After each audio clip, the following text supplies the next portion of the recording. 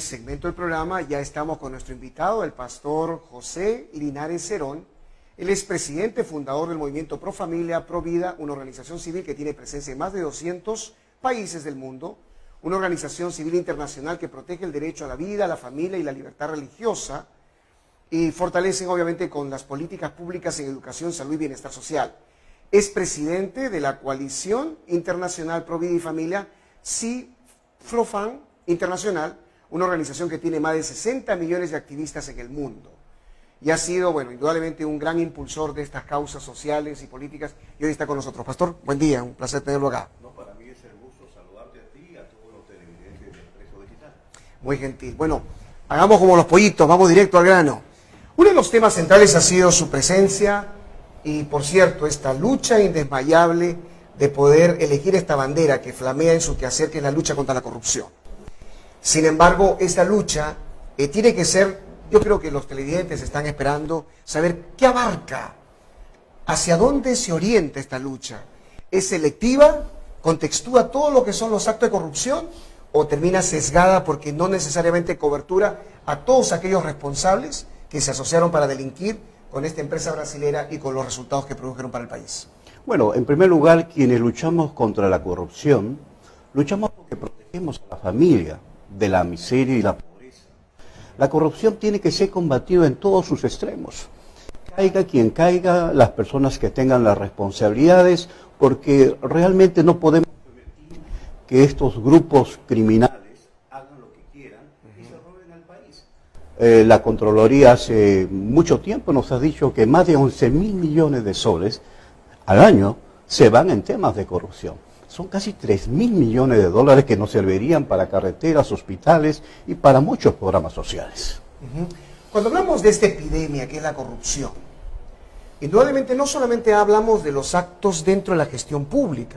La corrupción ha penetrado todas las esferas de la vida humana, desde cuando nos elegimos cruzarnos una luz roja o intentamos de pronto a través de un acto de extorsión de un policía cumplir con el pago de una coima para efecto de ser librados de cualquier infracción, cuando de pronto en las otras esferas se produce esta suerte de deterioro, de degradación de los valores humanos. ¿Por qué razón solamente enfocarse en estas organizaciones criminales y no conceptualizarla a partir de qué está pasando con el ser humano? Especialmente porque usted es un pastor evangélico, usted dirige y apacienta una grey de miembros de su institución religiosa, y por lo tanto necesitamos que esta explicación nos ayude a entender el contexto en el que el pastor Linares encamina sus luchas y emprendimientos, ¿no? Bueno, algo de lo que la fe cristiana nos ayuda es que podemos ser cada vez mejores ciudadanos. Un ciudadano con principios y valores y una conducta de fe ayuda a que podamos hacer las maneras más honestamente posible para que realmente podamos cumplir con las leyes vigentes. Si queremos realmente cambiar el país, tenemos que ser un ejemplo dentro de la sociedad. Los valores cívicos son fundamentales para ayudarnos a que la nueva generación pueda entender una nueva conducta ejemplar y que pueda ayudar a este país a tener buenos ejemplos. Indudablemente los referentes son importantes. Ahora, probablemente algunas personas hoy en día hay algunas imágenes de apoyo que estamos compartiendo con nuestros televidentes y tiene que ver con su desempeño en todas estas luchas. Pero surge una pregunta que normalmente la gente se hace. El pastor evangélico representa justamente el desarrollo de la fe y la creencia en Dios, el Eterno Padre, en su Hijo Jesucristo, que son parte del evangelio que uno abraza. Y de pronto se ve al mismo pastor en el quehacer dentro de estas luchas en la calle. ¿Hay algún desglose? ¿O cuándo podemos decir que estamos con el pastor evangélico y cuándo estamos con el político? ¿O es que la fe ha sido politizada? ¿Cuál es su enfoque? Para empezar, cuando hablamos de temas políticos, siempre hablamos de personas poco creíbles. El político es considerado como una persona que no tiene honor en sus palabras. La diferencia de un cristiano renacido de nuevo es que nuestra palabra es un título de valor. Somos muy distintos a los demás y ayudamos a que realmente las personas que nos acompañen sientan seguridad que todos juntos vamos a luchar y lograr las oportunidades que se merecen. Pastor Linares, ¿hay alguna aspiración que acompaña a su quehacer de alguna vez tener un cargo político? ¿Asumir una responsabilidad que tiene que ver como congresista de la República, como una suerte de candidato presidencial, como un gestor sin renunciar a su credo, a su fe y a sus principios y convicciones, pero abrir dentro de este nuevo comportamiento en la vida política? Para empezar, mi lucha por los derechos civiles es una actividad civil como ciudadano. Como pastor, mi trabajo es netamente pastoral a una grey que sirve a Dios y que busca crecer espiritualmente. Pero como ciudadano tengo responsabilidades justamente de lograr objetivos.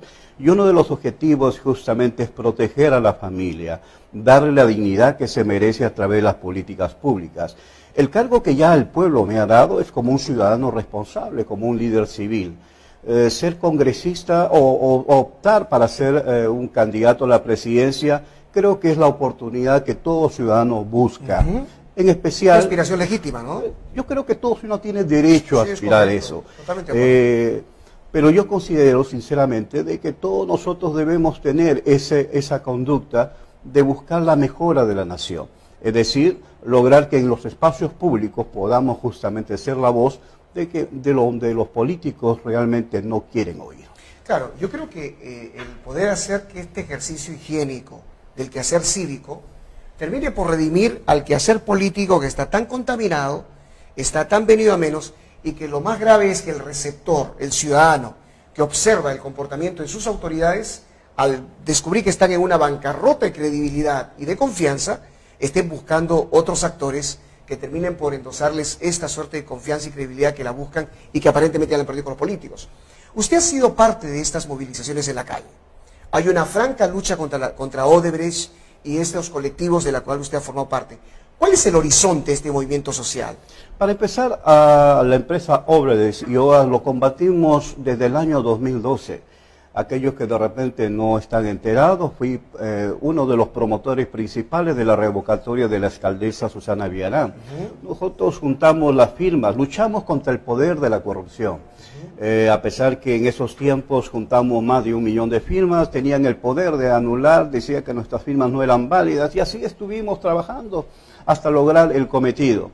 Y yo le digo sinceramente, nosotros sí ganamos en la elección de la revocatoria, pero el fraude siempre estuvo ahí bajo el poder de esta empresa corrupta. Claro, y hablando un poco del proceso de revocatoria, dentro de las lecturas que tenía la ciudadanía, era que el relevo inminente de Susana Villarán respondía a su alto grado de ineficiencia, de incapacidad de poder lograr conducir los destinos de la ciudad, y obviamente que el equipo que la acompañaba demostraba que estaba por muy debajo de los estándares de calidad de una gestión pública.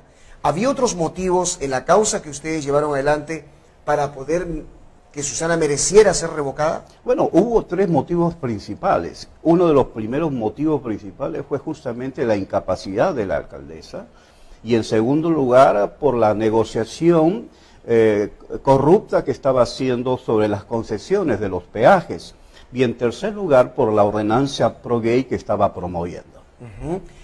Indudablemente que hoy en día, ya reactualizando esta información, aún Susana no ha sido, aparentemente hay un trato preferente con ella, dentro de todas las agravantes que han habido, de todos los indicios razonables de su asociación ilícita para delinquir. ¿Cómo ve un poco el manejo de la Administración de Justicia en nuestro país frente a los lamentables hechos que produjo Odebrecht? Lamentablemente hay una justicia a pedido. Es una justicia política que realmente es una vergüenza nacional. ¿Cómo ve el desempeño del presidente de la República en esta materia? El presidente tiene muchas cosas que aclarar. El presidente tiene que justamente mostrar a los ciudadanos sobre las situaciones que tiene como denuncias pendientes. Si queremos realmente combatir la corrupción, tenemos que justamente aclarar nuestra propia situación, porque el ejemplo se empieza desde casa. Y si queremos realmente combatir con firmeza la corrupción, debemos aclarar todos estos asuntos que nos llevan a dudar sobre su gestión. Sí, hay una fractura en esta correlación entre lo que se practica y lo que se predica, ¿cierto? Indudablemente lo hemos hecho saber acá en el programa En Código del Poder, que el ejercicio gubernamental del presidente Martín Vizcarra, a partir de esta suerte de información incompleta que él proporciona de su relación con la empresa de su hermano y los servicios prestados a aquellas empresas vinculadas a Odebrecht, ¿qué es lo que usted cree que descalifica al mandatario, a partir de que he podido leer alguna de las importantes manifestaciones suyas, que realmente lo inhabilita. ¿Cuáles son algunos de los sustentos que ustedes manejan como colectivo para esta clase de crítica contra el actual presidente del país? Yo creo que el presidente tiene muy buenas intenciones, pero lamentablemente el presidente se está llevando por una corriente pro-caviar que justamente lo está llevando al abismo. Lo que el presidente no se está percatando es que estas personas al final lo van a llevar a una situación mucho más complicada.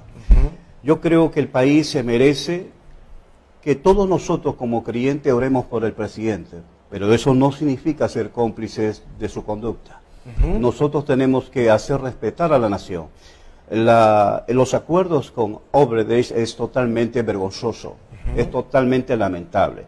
Y es tan lamentable como la ley que justamente salió para favorecer este tipo de negociaciones. No puede ser que casi 15.000 millones, más de 50.000 millones de soles que estas empresas se han beneficiado del país estén prácticamente mendigando ahora a los fiscales para lograr un acuerdo de reparación civil, que son casi menos de 600 millones de soles. Está sacando barata, ¿no? Y lo más increíble de todo esto es que nosotros tenemos que darle las obras para que ellos nos paguen, sin intereses. Es decir, y luego ver a un fiscal como Vela decir de que esta empresa ya es totalmente distinta, tiene un nuevo gerente general, la gente es más honesta, cuando el dueño sigue siendo el mismo, la mente criminal que realmente permitió todo este robo, no solo al Perú, sino a varias naciones. Este balance que ustedes manejan, que indudablemente es importante para poder explicar qué es lo que está ocurriendo en las entrañas de estos acuerdos y negociaciones que hay. ¿Qué tareas, para un poco cerrar este tema, van a acompañar a este colectivo del que usted forma parte? ¿Qué es lo que se va a hacer para reprimir este acuerdo? ¿O qué tipo de acciones cívicas, ciudadanas, sociales tienen dentro de la agenda a llevar a cabo? Yo creo que los medios de comunicación están jugando a favor de grupos de intereses. Lo que estamos trabajando es levantar a la población de manera directa.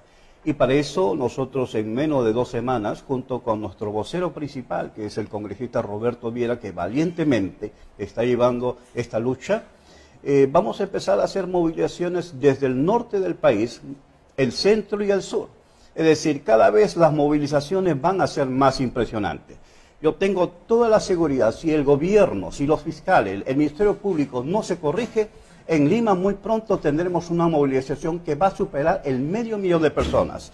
Por eso nos estamos movilizando ahora a nivel nacional. Yo espero por el bienestar del país que se tomen las medidas correctas. Espero que los congresistas una vez dejen de estar subyugados bajo el poder político. Empecemos a valorar el primer poder del Estado, que es el Congreso de la República, y que se respeten los grandes intereses del país. Esta es una de las grandes invocaciones que la ciudadanía respalda, por supuesto, que se maneje este tipo de enfoque. ¿Cree usted que la sociedad política está alejada de la sociedad civil, que los políticos vienen encapsulados en esta suerte de experiencias más llenas del confort y el glamour del poder? Indudablemente que es lo que el peruano hoy rechaza en las calles. Ve a políticos que se alejan de los compromisos que asumieron al momento de llegar donde fueron elegidos para estar. ¿Cómo es que ustedes ejecutan estos recordatorios? ¿La calle es el escenario más idóneo para eso? ¿Hay otras iniciativas que podrían generar mayor conciencia de lo que está pasando? Bueno, veamos solo el ejemplo de Brasil. Las calles justamente es que movilizó a un gran cambio en Brasil a través de temas de corrupción. Y los políticos, a ver la presión de los ciudadanos, tuvieron que cambiar su discurso y tuvieron que apoyar estas iniciativas.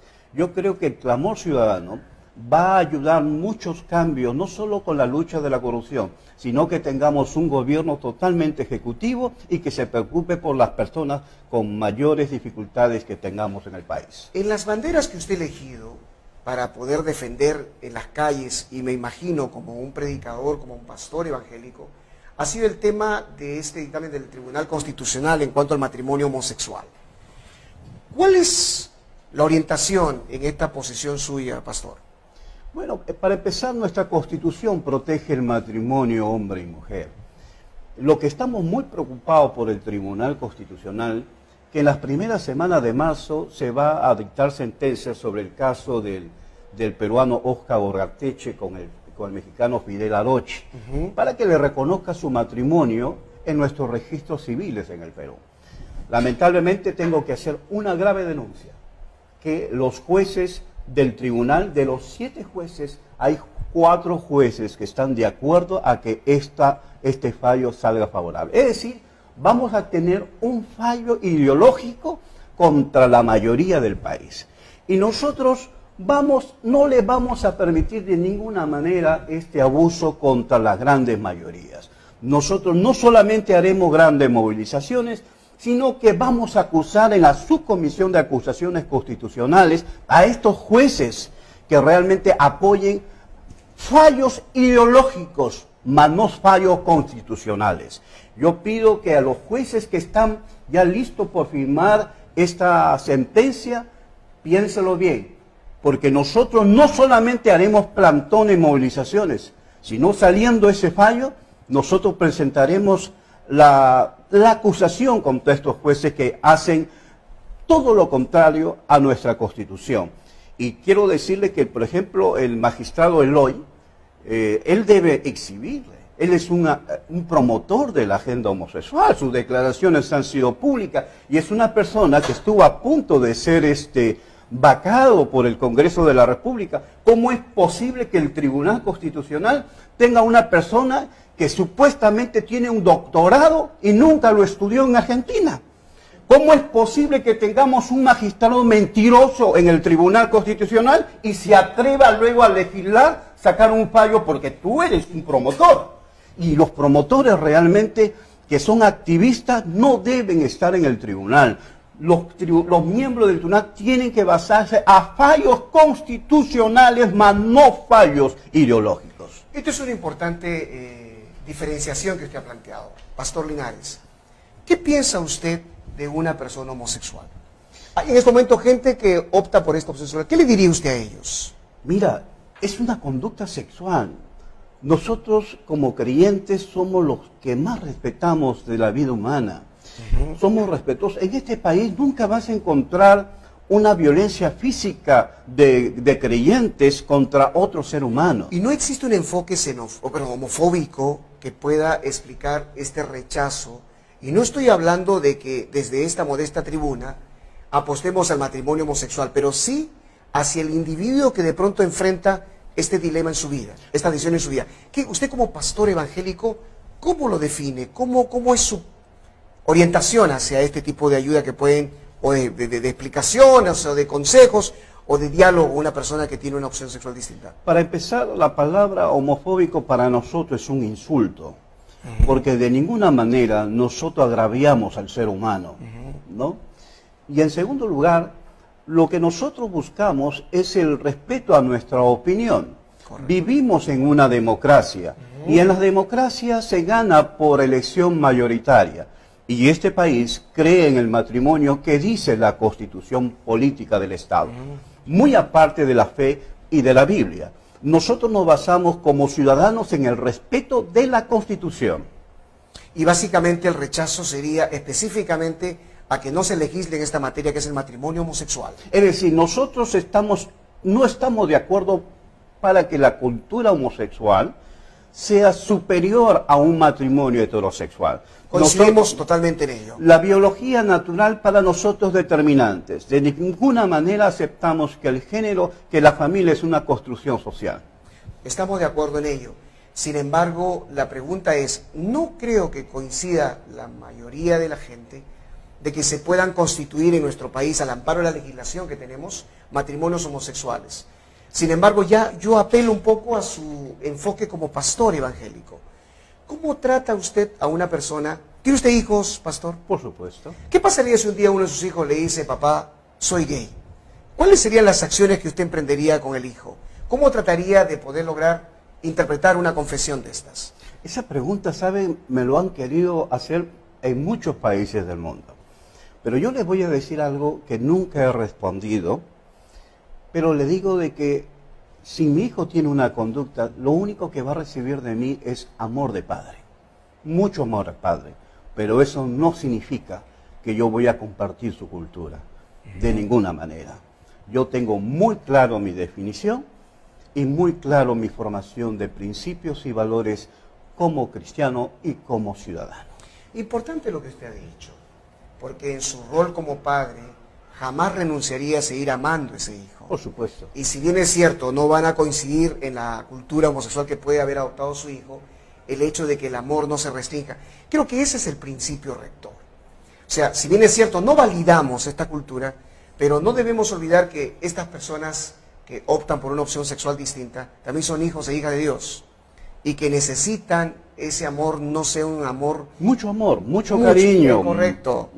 Bueno, pasando a otros temas, pastor, indudablemente que ya vienen nuevas tareas, nueva gestión, y hay uno justamente que ha sido uno de los temas del enfoque de género que usted quería abordar, y creo que es un tema interesante. ¿Cuáles son algunas de las atingencias que han estado ustedes planteando en esta materia, desde el colectivo y desde su condición como pastor? Bueno, es lamentable, por ejemplo, que el Ministerio de Educación esté implementando una cultura homosexual con el pretexto del enfoque de género. Nosotros de ninguna manera aceptamos el género como una parte constructiva de la vida del ser humano. El género es una construcción social. Ellos promueven una construcción de familias, varias familias, agregando más de 100 géneros que existen dentro de la conducta del ser humano. De ninguna manera. Nosotros creemos en el enfoque de familia. El enfoque de familia que está entre papá y mamá y los hijos y toda la familia, ¿no? De ninguna manera podemos aceptar que se use una bandera, un contrabando, para que nuestros pequeños hijos sean adoctrinados bajo una doctrina de una agenda totalmente contraria a nuestros valores. Bueno, es indudablemente estamos acá en el programa Códigos del Poder con el pastor José Linares, desarrollando estos temas que son importantes como parte de la agenda y que son básicamente esas tareas que explican un poco la importancia del colectivo que lidera el pastor Linares. Pastor, finalmente llegando ya al término de nuestra entrevista, tal vez sería bueno que podamos conversar un poco sobre alguna de las tareas. Desde ya, hay un principio muy interesante que me acompaña en esta clase de reflexiones. Y más o menos opera así, ¿no? Dicen, el sermón terminó, el pastor se sentó, les encantó lo que oyeron, pero como antes siguieron. Usted que tiene esta responsabilidad, he visto algunos videos suyos como predicador, como parte de su relación con su membresía, con la feligresía o con la Apacentando la Grey que usted dirige, ¿cómo encuentra la conducta humana en este tiempo? ¿Realmente somos hacedores de la palabra que se escucha o simplemente hay una conducta cada vez más relajada, más alejada de los principios? ¿Cómo hace usted para poder reforzar estas enseñanzas evangélicas que son tan importantes? En primer lugar, hay mucha necesidad espiritual en la sociedad. Yo sé que muchas personas quieren ser mejores cada día. Hacen el esfuerzo de ser buenos padres, buenos esposos, etc. Y los hijos quieren ser buenos hijos. Pero lamentablemente su esfuerzo humano es valorado. Pero yo considero de que si las personas empiezan a reencontrarse con sus valores, les va a ayudar a que ellos puedan tener conciencia sobre el bien y el mal y andar por el camino correcto. Pero definitivamente el Evangelio de Cristo es la única fórmula en cual puede cambiar la conducta del ser humano. El Evangelio de Cristo nos da algo tan fundamental cuando el hombre pide perdón a Jesús, para que Jesús gobierne en su corazón, hace que nosotros seamos nuevas criaturas. Nos ayuda a tener paz y sobre todo a ser responsables, sobre todo preocuparnos con mayor profundidad por el prójimo, para ayudarlos y darles todo el amor necesario. En primer lugar, como nosotros, como padres, de ser ejemplos, de ayudar a nuestras familias para que podamos ser cada vez mejores y para que podamos con nuestro ejemplo evangelizar a los demás. Hoy en día, yo considero que los predicadores del Evangelio deben predicar con el amor de su vida. El ejemplo de padre, el ejemplo de esposo, el ejemplo de los hijos son los que tienen que influir. Y eso se logra a través del Evangelio cuando Cristo gobierna en tu corazón. Importantes declaraciones que nos ha compartido esta mañana. Está con nosotros el pastor José Linares Cerón. Y creo que dentro de los temas que hemos abordado, se busca que estos aportes tan significativos lo ayuden a que usted pueda formarse una opinión y pueda reflexionar al respecto. Pastor, ya llegando al término de nuestra conversación, Indudablemente que lo que usted acaba de decir tiene que ver con el rol que le corresponde como predicador. Si esos principios que abraza dentro de su fe y que ayudan a elevar la vida del individuo a ser una mejor persona, ¿cómo los principios, en esta última pregunta que le hago, podrían incorporarse al quehacer político? ¿No son incompatibles? ¿Funciona que un representante de Dios migre a este escenario que es tan complejo, tan desafiante y muchas veces disfuncional como es la vida política? ¿Cómo lo hace? Para empezar, un pastor yo siempre he dicho que los pastores deben trabajar directamente en su función pastoral. Yo soy un pastor que trabajo a nivel de una organización civil. Considero que los políticos deben fundamentar sus principios en los valores honestos de la honestidad. La honestidad es fundamental y que ellos deben justamente trabajar por el prójimo. Considero que los políticos que llegan mayormente al poder, muchos de ellos son vendedores, saben vender bien su producto, pero cuando logran vender su producto, ellos no dan la garantía a que esta situación funcione. Pero si tenemos políticos con valores comprometidos con el país, que amen al país, vamos a tener una gran transformación.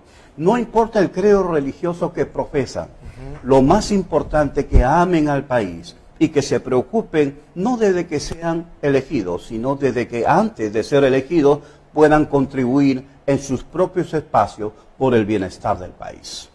Pastor, muy agradecidos con su presencia el día de hoy. Han sido sus declaraciones que nos han ayudado indudablemente a conocer su punto de vista y de las tareas y de las consignas que acompañan su vida en el quehacer que usted lleva adelante.